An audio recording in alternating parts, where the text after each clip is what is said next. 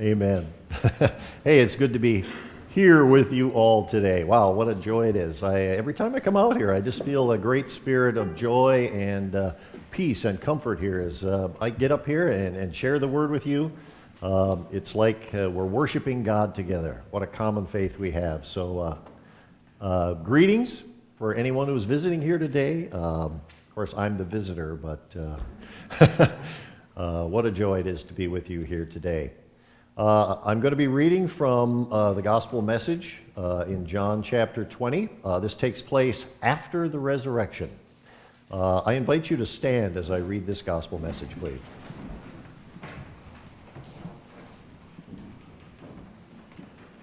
On the evening of the first day of the week, when the disciples were together with doors locked for fear of the Jews, Jesus came and stood among them and said, "Peace be with you."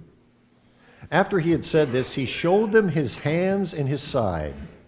The disciples were overjoyed when they saw the Lord. Again, Jesus said, "Peace be with you. As the Father has sent me, I am sending you." And with that, he breathed on them and said, "Receive the Holy Spirit. If you forgive anyone's sins, they are forgiven. If you do not forgive them, they are not forgiven." Now Thomas, called Didymus, one of the 12, was not with the disciples when Jesus came. So the other disciples told him, "We have seen the Lord." But he said to them, "Unless I see the nail marks in his hands and put my finger where the nails were and put my hand into his side, I will not believe it." A week later, his disciples were in the house again, and Thomas was with them. Though the doors were locked, Jesus came and stood among them and said, "Peace be with you." Then he said to Thomas, "Put your finger here. See my hands? Reach out. Put your hand into my side. Stop doubting and believe." Thomas said to him, "My Lord and my God." Then Jesus told him, "Because you have seen me, you have believed. Blessed are those who have not seen and yet have believed." Jesus did many other miraculous signs in the presence of his disciples, which are not recorded in this book. But these are written that you may believe that Jesus is the Christ, the Son of God, and that by believing you may have life in his name. Here ends the reading. You may be seated.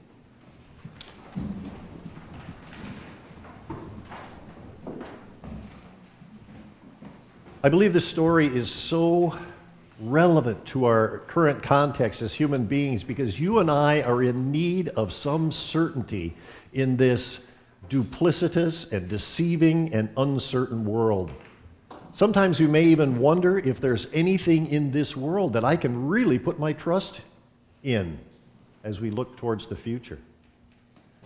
Well, the story of Thomas is a story of how Jesus Christ can turn our worldly skepticism into true faith. Now, let me confess, I have lots of skepticism about this world, and I suspect within this room, there's a lot of people with a lot of concerns and doubts about the future, because there's plenty to doubt about, isn't there? I can harbor doubts about myself for sure, and I may doubt that, for example, in this self-doubt, for example, the assignment that I've just handed in to either my boss or to my teacher, will that assignment be considered quality work? Or if I visit a friend who is sick or grieving, I may doubt that I'll have the perfect words to say to give them peace and comfort. But there's plenty of other things, and I'm sure you can think about where you're weak, and maybe you just don't know if you're up to the mark or not, that you doubt yourself. Some of the reason we have self-doubt is because there's so much to doubt in this world around us. Do you ever doubt a newscast? How about your Twitter feed? Are you sure you're getting all the information?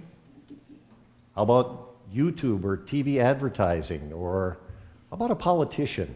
Do you doubt what they might be telling you? Maybe you even doubt the science. The truth is, and don't doubt me on this, but millions of us have doubts every day. Nobody is doubt-free. We all have doubts because our lives are full of unknowns. And our lives are full of unknowns because the world we live in is cursed by the fall into sin. Sin has tainted everything, including the people around us, including us, and because of it, we are forced to live in this world of doubt. But is there hope? Is there something in this world I can believe in without reservation in this uncertain world? On this side of heaven, we're likely to suffer with many doubts, but having some doubt in our minds doesn't necessarily make us doubters. You know, when you tell somebody something, maybe they're just begging you to say, please, just convince me that what you're trying to tell me is true. And that seems to be the question that Thomas is asking in our lesson today. Just prove to me that what you're saying about the resurrection is true. Thomas. What do you know about Thomas? More than likely, everything you believe about Thomas can be summed up in the label he's been stuck with for this 2,000 years, right? You may know Thomas as Doubting Thomas. Yeah, this is the story of how Jesus worked in the lives of his disciples, including Thomas, to deliver them and all of us from the despair of doubt and bring us into the joyful assurance of Christ's resurrection from the dead. Just days ago, we had a busy worship week, didn't we? Palm Sunday, Maundy Thursday, Good Friday, Easter Sunday, celebrating and remembering all that Jesus did and the ups and downs that the disciples went through in that original Holy Week. For the disciples, what a week it had been. Thursday evening, Jesus celebrated with them in the upper room, his last Passover meal with them. He had washed their feet. He ate with them. They sang songs together from the Psalms. Jesus had prayed for them. Later that evening, Jesus took the unleavened bread from the table, and he gave it to them, saying, "This is my body." And then also he offered to them the cup, saying, "This is the new covenant in my blood, which is poured out for many for the forgiveness of sins." They all ate and they all drank. For the disciples, it had been a mountaintop experience with the Lord. Afterward, though, Jesus took his disciples out from that upper room over to the Garden of Gethsemane to pray. And Jesus knew full well that that night was the night that his suffering would begin. And it would be a night that none of them would ever forget, not only for this mountaintop experience that they'd had, but for what was about to happen. Jesus had repeatedly told his followers over and over that he would be betrayed into the hands of men, that he would be arrested, that he would suffer, and that he would die. But somehow the disciples never really accepted the truth of it, or accepted that it could really happen to the chosen one that they knew Jesus to be. Our gospel passage for today in John 20 began like this. On the evening of that first day of the week, the disciples were together with doors locked for fear of the Jews. It was now Sunday evening, the third day since Jesus had been crucified, the day that he had told them he would rise again from the dead, but the disciples were in hiding. And we don't know why, but Thomas was not with them there. But while they were in hiding, some stories start to trickle in, some stories of a miraculous happening. Mary Magdalene and Joanna, the mother of James, had come to the disciples with words that they'd heard from an angel at Jesus' tomb. He'd said to them, "He is not here. He is risen." Now you'd think that would spark some interest in the disciples, some remembrance of what Jesus said. But in Luke 24:11, the disciples said, it says this, they did not believe the women because their words seemed to them like nonsense. The women's words about the resurrection seemed to the disciples like nonsense. They couldn't accept it. Why? And after the visit by the women, Peter got up and ran to the tomb. It says in Luke 24, bending over, he saw the strips of linen lying by themselves, and he went away wondering what had happened. Why would Peter wonder what had happened? Are you starting to see what's going on here? It wasn't just Thomas that was in the despair of doubt, but all the disciples were in the same place, doubting. Why? You've heard the phrase, seeing is believing, haven't you? They sincerely believed, and rightly so, that Jesus died, but they also believed that he was still dead. You see, the disciples had seen too much. They'd seen Jesus beaten. They'd seen him scourged and whipped. He was bleeding. He was struggling to carry his cross. They'd seen him crucified with nails. They saw him hang there for hours, gasping for each breath until he wasn't breathing at all. And then they'd seen him plunged in the side with a spear so deeply that a mass of blood and water rushed out of his body. But his body never flinched because he was dead. They saw it and they knew it. Everyone in Israel and across the Roman Empire had confidence in that Roman execution machine. It had never failed to accomplish its goal. Nobody ever got off those crosses alive. So because of what they'd witnessed and the state of mind that had left them in, none of the disciples, none of them expected the imminent resurrection of Christ that day. Nor could they, because of what they'd seen. The evidence was clear. So when it was that third day, not one of his followers went to the tomb to see Jesus coming back to life and bursting forth from the tomb in victory. Shouldn't they have? When he told them that he would? I mean, just think of the Easter we've had with the celebration we've had. And this was the very first Easter. This was the event. I mean, can't you just imagine the scene if they hadn't been doubting? All of them, the disciples and all of the other followers gathering around the tomb that Easter morning, setting up chairs before sunrise, perhaps an Easter morning breakfast, singing hymns with anticipation with trumpets playing. All eyes fixed on that heavy stone in front of the tomb, breathlessly waiting in expectation of Jesus' resurrection. Shouldn't it have been that way? But none of them did that. Not Thomas for sure, but also not the women, not the extended followers, and not even the disciples.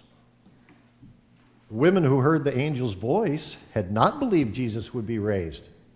Sure, they were going to the tomb that morning, but they were actually carrying the supplies necessary to complete the embalming of Jesus' body. Not the extended followers. They did not believe that he'd be raised on the third day. We have the story of the road to Emmaus, that Easter morning when Cleopas openly confessed these words. It says in the text, "We had hoped that Jesus was the one who was going to redeem Israel, but they crucified him." But they crucified him. The followers understood crucified. In their human nature, they doubted. Could anyone come back from a death like that? Obviously, their hope was crushed. And what about the disciples? Where were they? Not at the tomb. The 10 of them were locked in a room, afraid. His chosen disciples were overcome with loneliness and fear, not only afraid of having happened to them what happened to Jesus, a violent death, but they were also disillusioned. Just days before, they'd been in this joyful relationship with the Lord who cared for them and protected them, and now he was gone. When Jesus was with them, the sick were healed. The evil was confronted. Good news was proclaimed. But what good could they do now? Let's face it, although they may have wanted to do good, they were incapable of carrying on without their good shepherd. Indeed, they were being overcome with doubt. For the disciples, the condition of being separated from Jesus was a terribly emotional one, but it was a temporary one. For he had not, as they imagined, really left them alone at all. In fear and in that locked room, the disciples were desperately in need of God's intervention. They needed someone to come to them and give them understanding and hope. Most of all, because of what they'd witnessed, what they'd seen, they needed restoration to their shaken faith. And the one who came was apparently the one they least expected to see. Jesus. From our gospel today, on the evening of that first day of the week, when the disciples were together, Jesus came and stood among them. Out of fear, our text says that the disciples had been locked behind doors to separate themselves from the troubles of the world. They sought peace by being in a locked room, but the disciples didn't find peace there. They were not at peace. And Jesus, knowing their need, comes to them and says, "Peace be with you." Now, I don't know if you've ever observed what happens many times when a young child is left for the first time in a nursery or at a babysitter's. The child will often cry out in fear that, "Mommy has left me." I mean, this is a real fear for the child. It's a terror, right?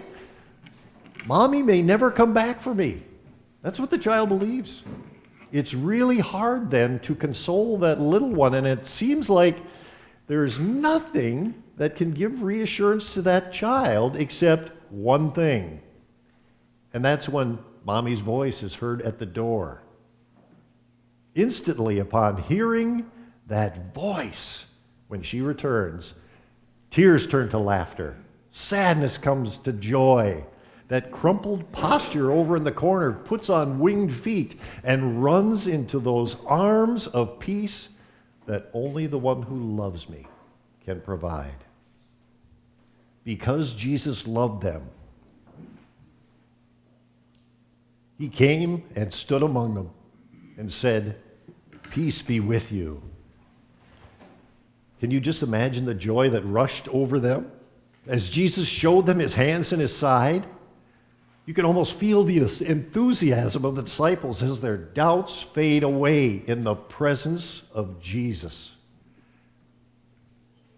As we had discussed earlier, because of what they'd seen, they doubted, but now they were seeing him. And because they were seeing him and they were touching him, they believed. And now they were at peace. Continuing on in our text today, verses 21 and 22. Again, Jesus said, "Peace be with you." And then he said this, "As the Father sent me, I am sending you." For 3 years, Jesus had been pouring his life into these guys. He'd set them apart for this task of being his witnesses to the world. And Jesus, right here with the words, "I am sending you," he commissions his disciples for that mission. And now, in their recovered joy and their unbound excitement, they want to tell others, "He is risen. He is risen indeed." And they tell Thomas, "We've seen the Lord." They tell Thomas, "We have seen the Lord." But Thomas does not react like they expected. He actually acts like they did before they'd seen Jesus. And I thank God for Thomas. And I think he's really gotten a bum rap, being singled out as the one who doubted, right? Doubting Thomas, when we've just seen that all the others doubted too. That is, at least until they had seen the resurrected Jesus. And that's all that Thomas is asking for. That's all he's begging for. To see Jesus just as his friends had. And honestly, I believe that Thomas has been set apart actually for this role. That's why he wasn't there that night, the first night when Jesus came. He's been set apart by God for the very task of being our everyman. For you and for me. And somehow we don't know the means through which Thomas was kept from being in that room. But he was kept from being in that room so that a week later there could be another giving of the proof of Jesus' resurrection, sweeping all skepticism aside. In Thomas' own words from our text today, "Unless I see the nail marks in his hands and put my finger where the nails were and put my hand into his side, I will not believe it." You see that? And this is very important for proof's sake. Thomas is focusing on the crucifixion wounds, the wounds that would have had to have been on the risen Christ. The only way there could ever be conclusive proof for Thomas and the whole world, really, that Jesus had indeed been raised from the dead are contained in three proofs. And without these proofs that Jesus offered to Thomas and the other disciples, we in our human natural skepticism would doubt the bodily resurrection of Christ. And we would be left to conclude one of these three things: that the man before them was just an imposter, or what they saw was only a vision or some kind of ghost, or that Jesus was never on the cross at all. Someone else must have died in his place. And that's the answers the world comes up with. There was no resurrection. Jesus was a historical character, but he didn't rise from the dead. So what happened was there was an imposter, or they just saw a vision, or Jesus was never on the cross at all. That's what our doubts would tell us without the proofs that Jesus gave us through Thomas. We would all doubt the resurrection and fall into the trap of one of those excuses if it were not for the proofs given to Thomas. And here are those three proofs that Jesus gave to Thomas. Thomas had to recognize Jesus' face and voice. If he didn't recognize him, you would doubt that it was Jesus.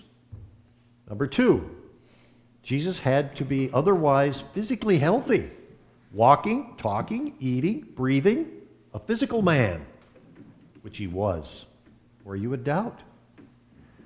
And also, number three, Jesus would have had the wounds on his body of being crucified, or you would doubt that he indeed was the one who died on the cross.